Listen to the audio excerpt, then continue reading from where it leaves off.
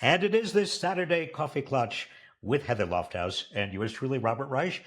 Heather, we've come to the end of dreadful week one of the Trump regime. I'm going to call it the regime instead of administration. So, what are we going to talk about today? There's so much.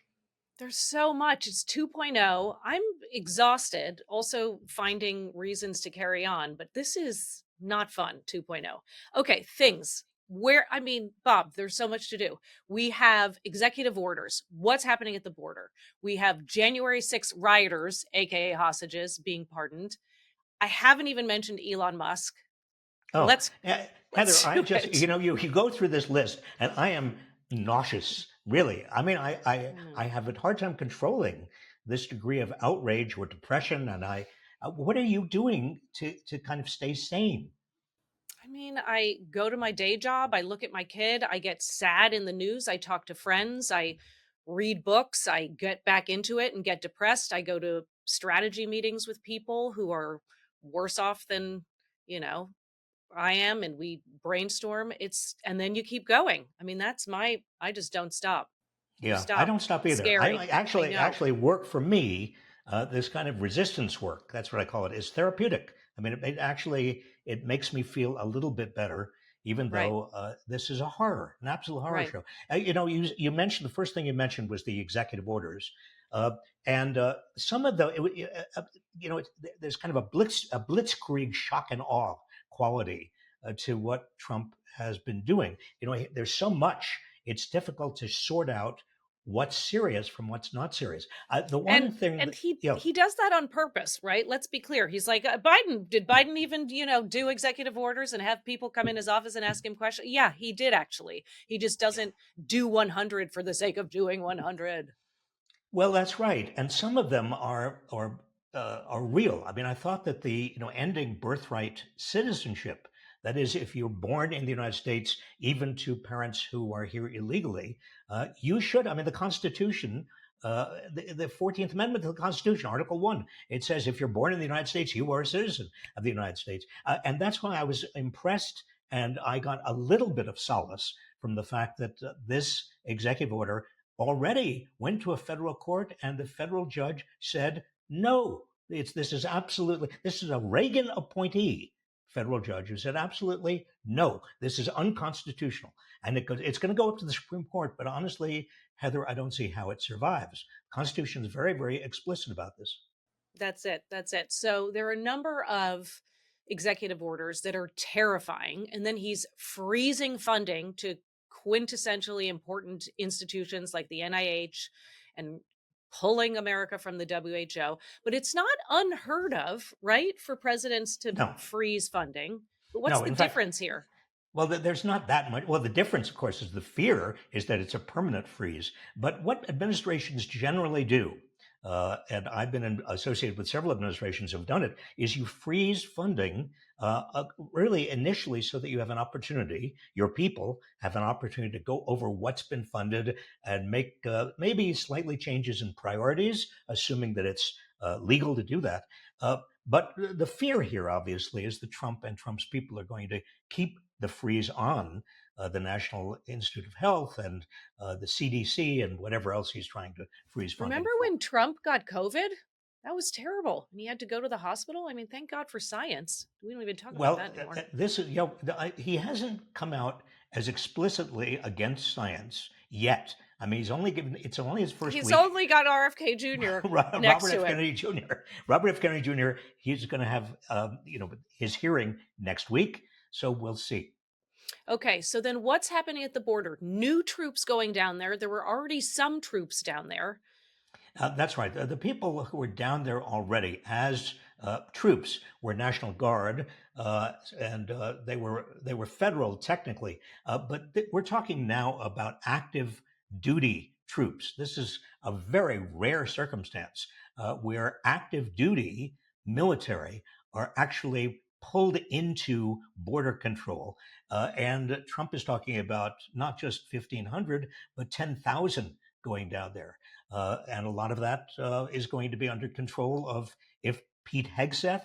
I expect we're going to talk about him, assuming that If we he have is to. as bad as everybody says he is. he's going to go right along with whatever Trump wants, obviously. But this is the fixation on immigration that we've seen, and the lies about it, and the hyping up of this, the other, right? We've talked about that. What, Well, but, and the Lake and no, I was just going to say, in all of the coverage of all of this, there doesn't seem to be any realization that there has been a huge drop in illegal immigration, according to officials at the border. I mean, it's an 80% drop from last year. And the drop started not just this week or last week, it actually started in November. It started even before the election. So I think that this whole immigration craziness, in fact, the assumption that Trump started in 2016 that immigrants were villains and thieves and they were going to rape Americans. I mean, that is just horrendous. And he just keeps going. This is what we've heard over and over. The big lie. If you can tell a big lie is one of his big lies. He does over and over again. And the immigration lie has now taken root, even in the Democratic Party. A lot of Democrats are afraid to say no. well, that's it. I think you're referencing the Lake and Riley Act, which we had um, many, I think it was 46 Democrats in the House and then 12 in the Senate have voted in favor of this. I mean, it's so what Well, the Lake, happens. Yeah, let's. I'm sorry to interrupt you. Let's just pause for a second. The Lake and Riley Act does authorize the federal government and the agents of the federal government, the immigration agents of the federal government, to basically detain that's it. anybody who has been accused, not found guilty, but accused of a crime, even shoplifting. Let's say, Heather Lofthouse, you are coming out of a Walmart, and a police officer comes up to you and said, Heather, I accuse you of shoplifting from that Walmart. You say, no, I didn't do that. Well, according to the Lake and Riley Act, you could be, if the officer believes you are an undocumented immigrant, you could be detained. You could be put in prison. I mean, think about this for a second. That police officer or that agent of the federal government, and it could be, and there are going to be agents all over in every city, could be uh, sending people to jail on absolutely little or no evidence. I mean, you don't have any due process rights. That's it. And so I think the goal is obviously to be horrific legally, but also I think it's really to scare people. I mean, this is one of That's right. his key tactics. It's all about intimidation. I mean, already, right now, you've got communities of people all over the United States, whether they are undocumented or not undocumented. They're immigrants. They are very fearful because there are so many uh, laws that are being altered or changed or in the process of being changed. So much enforcement activity is being directed at these immigrant communities. There is a danger, many of them feel, that they will be prosecuted, even if they're here legally. I mean, remember, like the Lake and we were just talking about this act that could put them into prison even if they're here legally. A lot of children are worried that their parents may be deported, and leaving what happens to the kids then. I mean, this is cruel stuff, But Heather. let's be clear too who else benefits from this, because this is a trend. We have the prison industrial complex Oh, is set the to make more prison, money. the prison corporations, these are private profit-making corporations like Geo. They are in Fat City. They are their stock prices have gone up.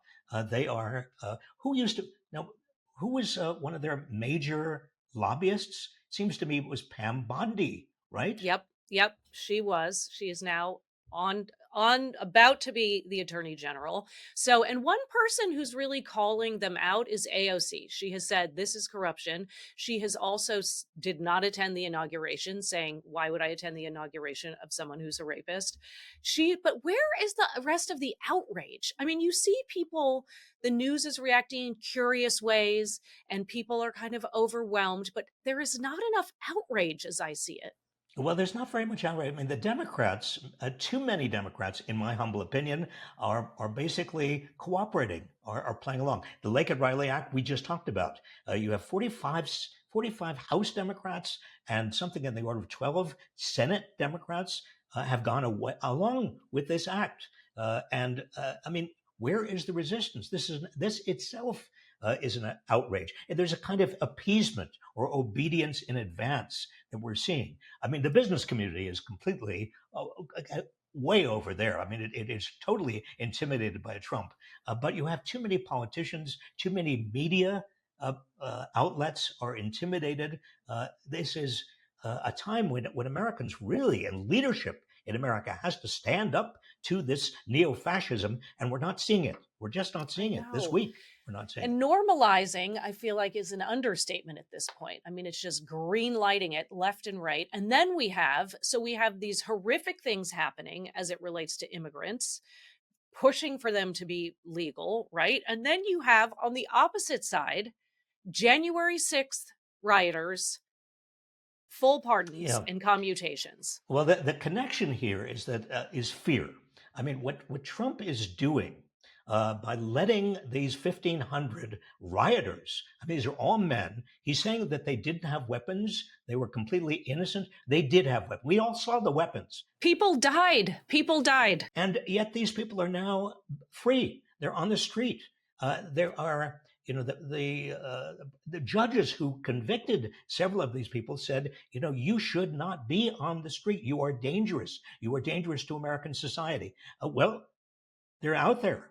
I think the reason I think this is part of Trump's retribution plan, Heather, is not only is he kind of forgiving people who did horrible things in his name or for his candidacy, for his presidency, for his big lie that the 2020 election was stolen from him, but also he is setting the table for intimidation of a lot of other people who say to themselves, if you were Paul Pelosi, for example, that all you need is one nutcase out there, and your life may be in danger. And Right. this is where all of connect the dots, because you've got this Kash Patel, who's been nominated by Trump to be FBI director. Kash Patel has put out a list of enemies, deep state enemies. And on the list of this deep state enemies are people like John Bolton and Mike Pompeo. Well, what did Trump do this week with regard to John Bolton and Mike Pompeo? Two people, He incidentally. re he removed their security detail. He removed their clearance. Now, they had a security detail. Let's be clear. During the Biden administration, these were Trump officials from the first Trump administration.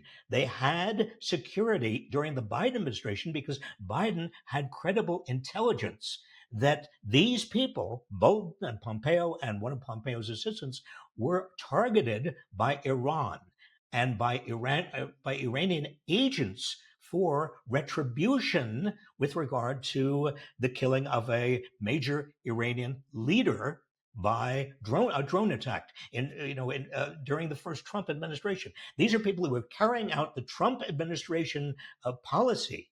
Uh, Iran has threatened them. The Biden administration gave them special protection, and now Trump, because he doesn't like Pompeo, because Pompeo in 2023 went in front of the CPAC and said, we don't need somebody like Trump.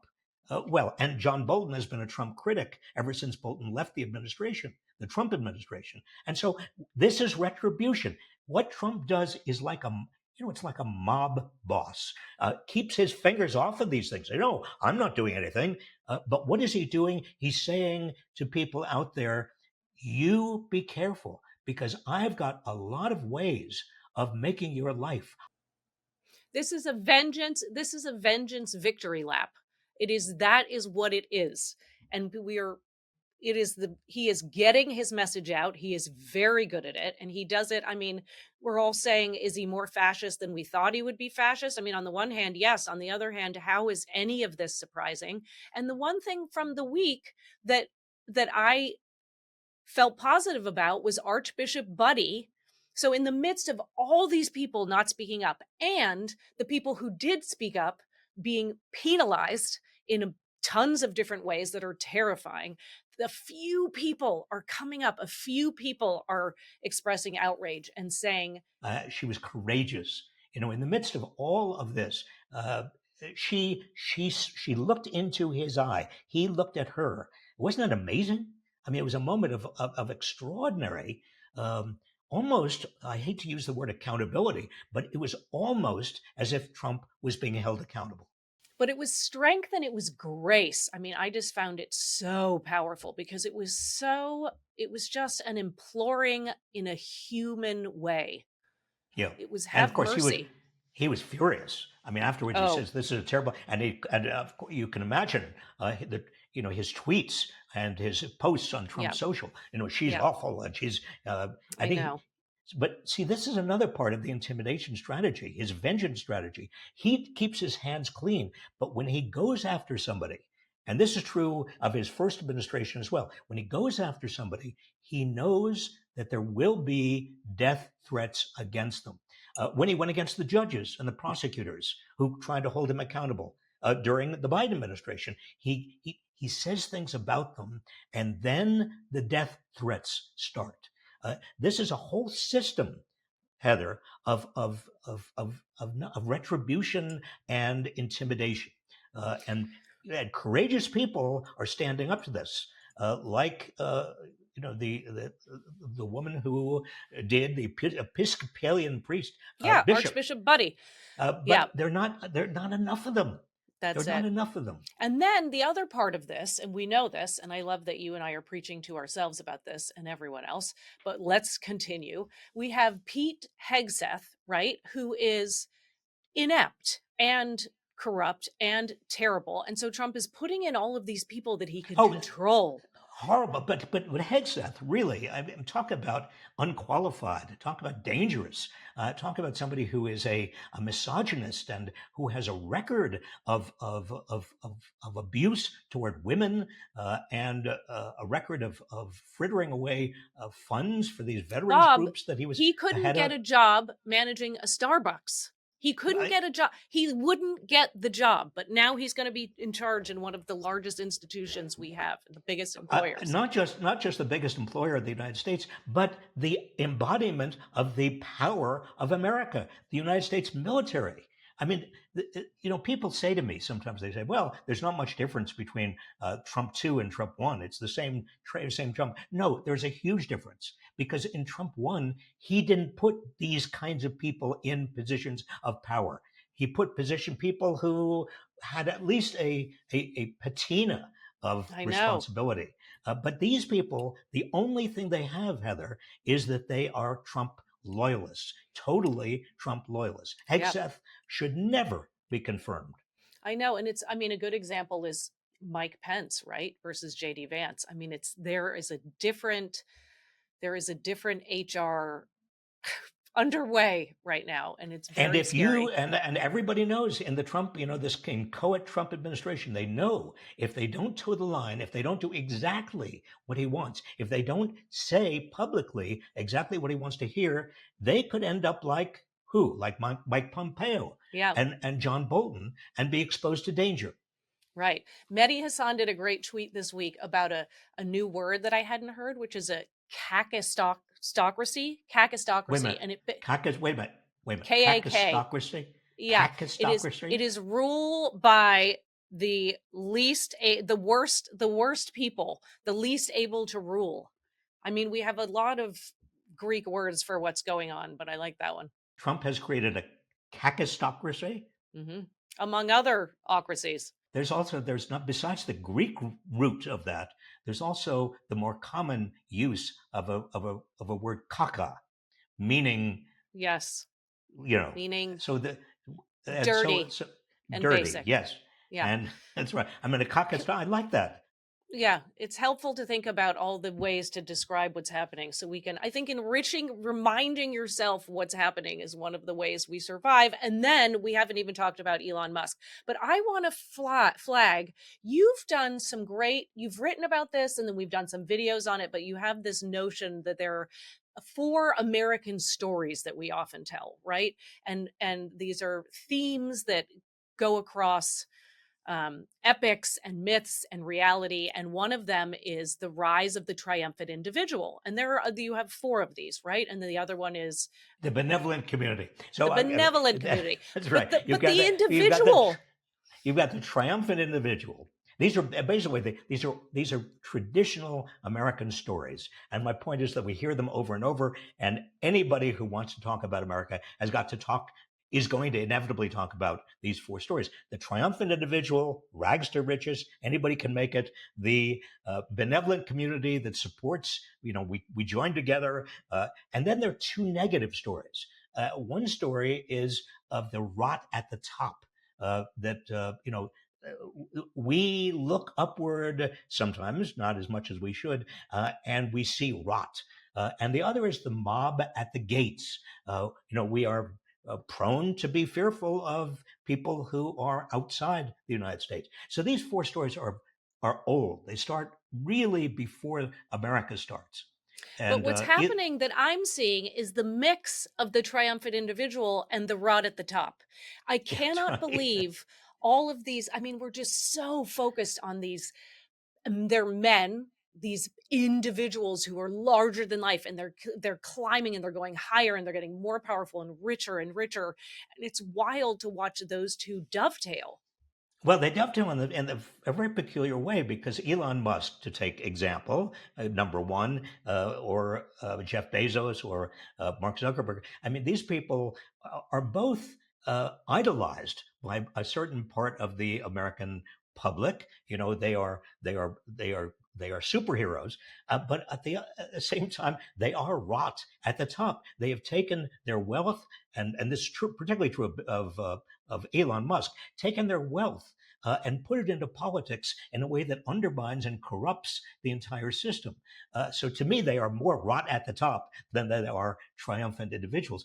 And Heather, by the way, you could see this at the inauguration when Trump is there. I mean, giving his inaugural speech, who are the most prominent people there, standing even in front of Republican members of Congress, standing even in front of Trump's nominees to run his government are Elon Musk and Bezos and Zuckerberg, and also Google's CEO. I mean, it's extraordinary.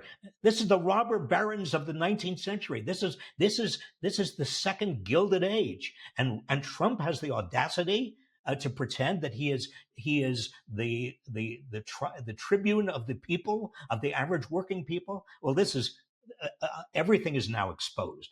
I'm sorry, Exactly. everything is exposed. This is the oligarchy on parade. $1 trillion, four or five people in that first row represented. Well, 1 trillion. and since the election, Elon Musk himself has become at least $70 billion richer. 70 billion. I'm not saying million. $70 billion richer since the election because The amount of stuff that has happened since we last had coffee. I mean, remember TikTok was banned, then it came back. TikTok is a good example of this rot. I mean, in the sense that what is Trump has there was a law against TikTok. Now we can debate whether it was a good law or bad law, but TikTok was supposed to be ended, and then Trump, without any particular authority. I mean, yes, he's president, but a president can't simply reject a law of the land. I mean, the law was TikTok had to stop. And Trump says, no, no, no, we're going to go on. Why? Because Trump, for some probable reason, has some uh, transaction with TikTok, and you can bet, follow the money. I mean, Trump is probably going to make a lot of money off of TikTok, as he does all kinds of other things. I mean, I Heather, know. what else did he do this week? I mean, or no, it was before he took over officially in office. The Last Trump weekend. coin, the Trump Yep. coin. I Strump. mean, this, the audacity. I mean, he comes up with his own Bitcoin, his own particular bit of crypto, and of course, it soared in value since he was sworn in. He I swears know. himself in, and then he can what he can make as much money off of his What office was the as story possible. you had? What was the story you had? I forget what it was. Someone, was it Bill Gates? Someone took you out to lunch and you had to reimburse for the amount because Oh, when that's I what was federal employees do. when I was Secretary of Labor. I mean, Bill Gates did take me out to lunch, and the bill was 200. He wanted to go to a very upscale restaurant, and the bill was about $250. And the solicitor in the Labor Department rightfully said to me, I had to make a check out to Bill Gates for the cost of the lunch, $125, and I wrote it out to Bill Gates. I thought, I'm writing a check to Bill Gates, and I'm sure he cashed it. I don't even know. But there were. The point is that there were regulations about money in government, money influencing government employees, government officials. You had to be careful. I mean, what? How can Trump do what he's doing? I know. And there was a sense of morality, right? You wanted to follow those laws. That's You right. took it seriously that people had entrusted in you a federal position to help run the United States in a certain way. And so you wanted to follow them. Absolutely. This is more rot at the top. I mean, this is how the system rots, like a fish from the head down. And Trump is leading the rot again. Now, it was rot in the first term, of course, but this is why the second term is showing itself to be so different, because the rot is bigger. The fascism, the neo-fascism, is more out in the open. The oligarchy is more revealed than it was the first time around. The cruelty is more immediate than it was the first time around. This is not like the first time. This is, and also the horrible people that he's putting, the bottom feeders that he's putting in charge of the government, much worse than the first time around. What about Trump's emphatic salute this past week? You mean Musk? Oh, Musk's. sorry. Sorry. What I about mean, Musk's? listen, you I are know. I'm forgiven conflating the for two. conflicting. I mean, is it Musk, or is it Trump, or is it It's Trusk, Mump. or is it Yeah. Mump, or is it? Yeah. I mean, they are conflated. And I thought that Nazi salute that Musk gave was very much along the same lines as Trump saying "stand back and stand by." I mean, and then of course months later he issues his post. Come to January 6th, Washington. It'll be wild. These are all nods and winks, and this is exactly what Musk was doing with the salute. You deny it. You say, "Oh no, I wasn't doing anything else like that." But the neo Nazis, they know what you're doing. Even if you didn't intend to do it or consciously intend to do it, it doesn't matter. It's And a signal. you have a law degree and I don't, but there is a pattern that we can look at, right? It would be one thing if it happened randomly, but I mean, look at the font he chose for the MAGA hat was reminiscent of the Nazi party. We have, the puns he was doing this week Well, around that's it right. with Nazisms. The puns. He thinks it's funny. What does he have no historic sense? Does Musk not remember the Holocaust? Does he care about the Of Holocaust? course he Does remembers because he went on an apology tour and he went to Auschwitz last year well, he obviously has put for it the out of his last, mind. yeah. It's now a joke. I mean, this, and he is somebody who is really joined at the hip to Donald Trump, at least in the first week of the Trump administration. It's Musk and Trump, Musk and Trump, Trump and Musk, and Musk is getting his Doge organized. And Musk pushes out Ramaswamy, so it's totally going to be the Musk show, and Musk can even survive. He says that one of the major initiatives that Trump announced this week, the AI, artificial intelligence initiative, this big consortium. What does he say? Musk says, well, they can't possibly get enough money together. Yep. I know. So interesting. But so here's the thing, and I don't mean to be flippant, but really and truly, what is the positive? I mean, the positive is it is so unbelievably broken and it is so blatant. And here it is, we are staring at this oligarchy.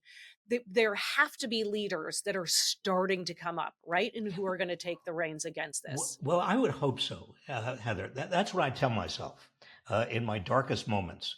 I say things are out in the open now in ways that they were never out in the open before. The neo-fascism, the neo-Nazism, the oligarchy, The the misogyny. the misogyny, the kakistocracy. I mean, it's all there. Everybody can see it. Nothing is being disguised now. And maybe now this is laying a foundation for the 2026, for 2028, not only a political foundation for people who care about the country to take the country back, but also for the fundamental what's called the vibe to swing back. So we don't idolize these robber barons and the people who are destroying the institutions of the United States, institutions that my parents' generation, my father, and I suspect Trump's father and Bill Clinton's father and George W. Bush's father, they were all in the Second World War. Our mothers worked in. My mother was working in a factory making gas masks. I mean, these people, this generation, our parents worked to preserve this country, to preserve these institutions, to preserve democracy. And what do we have now? We have somebody who is of my generation, like Donald Trump, hello, who's now getting rid of these institutions, who actually couldn't care less, has total contempt for democracy. That's what we're dealing with. I know. And I do feel that I am looking for things that make me feel slightly less full of despair. One of them is Vishal on our team, who has come on the Coffee Klatch before, so people know him, found this really interesting speech of yours, which I love torturing you with blasts from Oh the no! past. Oh no! Yep, No! No! yep, here No! we go. So it was from your gubernatorial race running Oh, Massachusetts in 2002, and you are uh, talking about Robert F. Kennedy Sr. and something that he said in the 60s. As you saw a few minutes ago, my first job in politics was in 1967. 35 years ago this summer, when I was a college student working for Robert Kennedy. Well, working for exaggerates a bit. I was an intern in his Senate office running his auto pen signature machine. But I will never forget something he once said that now speaks to us across the years. He said, "The future does not belong to those who are content with today. Rather, it will belong to those who can blend passion, reason, and courage in a commitment to the ideals and enterprises of American society." I am no longer the young man I was when he first said those words, but they are as fresh and powerful to me now as they were more than 35 years ago. There it was. That gives me some hope to think in those terms. well, I did not win that election, by the way. Well, let's not Uh, talk about that, Bob. Shh, don't okay, mention that. we're Back trying to to be the uplifting. quote. Back to the I was, quote. thank you. And yeah, I mean, there is always room for hope. And when I worked for Robert F. Kennedy, 59 years, it's now 59 years ago, Robert F. Kennedy Sr. There was, those were dark and difficult times. Uh, not only had John F. Kennedy been assassinated, Martin Luther King the next year was assassinated. Robert F. Kennedy himself was assassinated in 1968, and I remember in 1968 thinking it could not get worse. Uh, there were America was burning down. The Vietnam War was heating up. tens of thousands of young men were being shipped off to Vietnam. My classmates, hundreds of thousands of Vietnamese were being killed. Uh, and then what happens in politics? Richard Nixon wins the election in 1968. I mean, could you have a worse year? So one way I, Heather, kind of cheer myself up is I try to remember that we've been in very bad places before, and we are resilient. We are resilient people. We're resilient society. Trump won by 1.5%, and that's with millions of people not voting who had voted for Joe Biden in 2020. So, and that's after a lot of views on YouTube also. I mean, there were interesting reports out this week in Bloomberg and otherwise talking about how Trump got into the minds of so many young people and young males in particular. well, I want to end this on your positive note, the positive note that you really brought up, and just say, Heather, to you, I want to thank you again. Your energy, your enthusiasm, your zest just makes everything a little brighter. Uh, and to Thank the you for rest of you, that. and to the rest of you, I just want to say, this is week one. It is as bad as many of you had feared. It's as bad as I had feared. And I don't blame you if you feel despondent and despairing and depressed and fearful. And many of you have reason to be fearful. But all I can say is we all, as members of this society and as members of the world, we have a responsibility to do what we can now to resist this neo-fascism. And there are many ways to resist. We'll talk about this next Saturday. In the meantime, I hope next week is better for you and for America and for the world than this week has been. And Heather and I join you in wishing you the very best. And thank you, Bob, on behalf of all of us. Thanks, Heather.